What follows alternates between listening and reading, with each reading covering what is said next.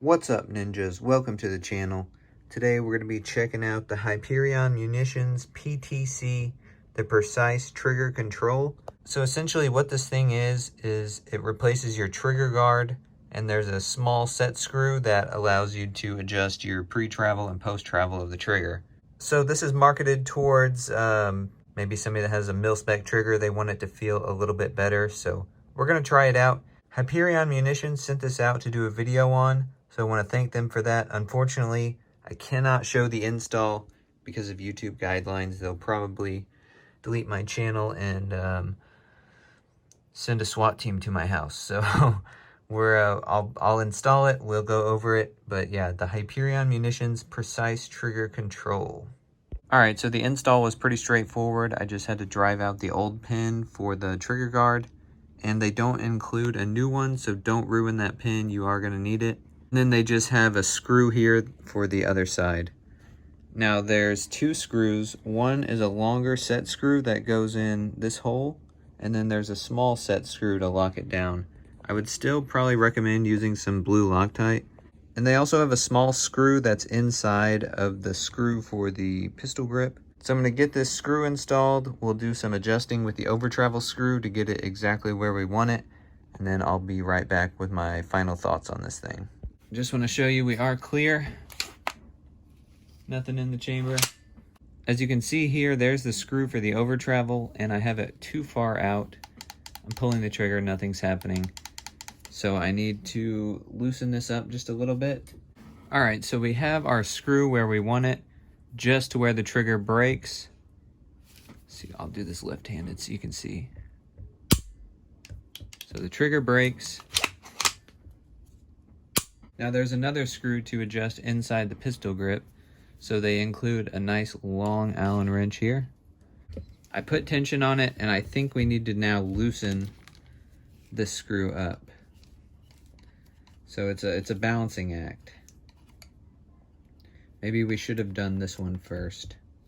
All right, so I'm finding out, I'm loosening the screw, nothing's happening with the trigger, and it's not hitting the set screw yet. So I think we can keep loosening this up until it breaks.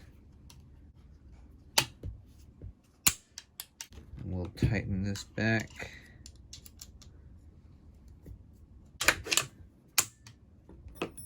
All right, that feels good. So it's kind of a balancing act, I guess. I didn't really look up any instructions on how to install this thing, so hopefully I have it right. There's a QR code back here, but that didn't take me to the instructions. But let's see how it feels. So it's hard to explain.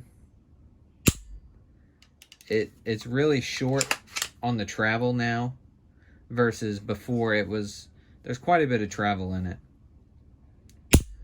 So it does have a shorter travel. This is not going to make your trigger any lighter. This isn't going to really do anything function-wise to your trigger. It's still going to be semi-automatic. It's just going to have a shorter travel. And then we'll see about the reset here. So the reset does feel a little bit shorter. I think the screw in here actually maybe affects the reset. Like I said, I didn't really do a whole bunch of research and instructional videos on this before I dove into it. So it definitely does feel like the reset and the actual pull itself is shorter. There's less travel in it.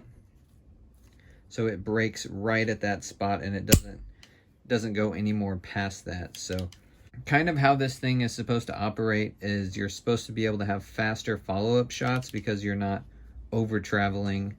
Whenever you're pulling the trigger, you're getting right to the wall, braking, and then your trigger would reset, and then you would fire again. So faster follow-up shots, it's not going to make it any lighter.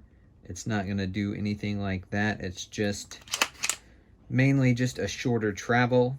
Now it does feel better than factory. Short pull and then a short reset, which is nice.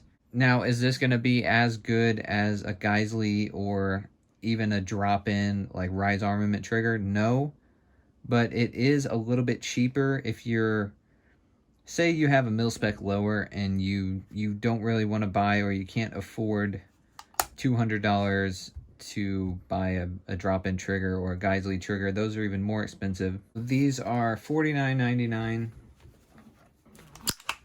$49.99. It does seem kind of high for what it does. So it definitely does make a mil-spec trigger feel better. But like I said, it's not going to affect the pull weight. So that is something to consider if you're looking at getting into one of these. But it does make the trigger pull a lot shorter, the pre-travel and the post-travel. So definitely, if it's something you're into, check them out. They also make some pretty cool things that make loud noises.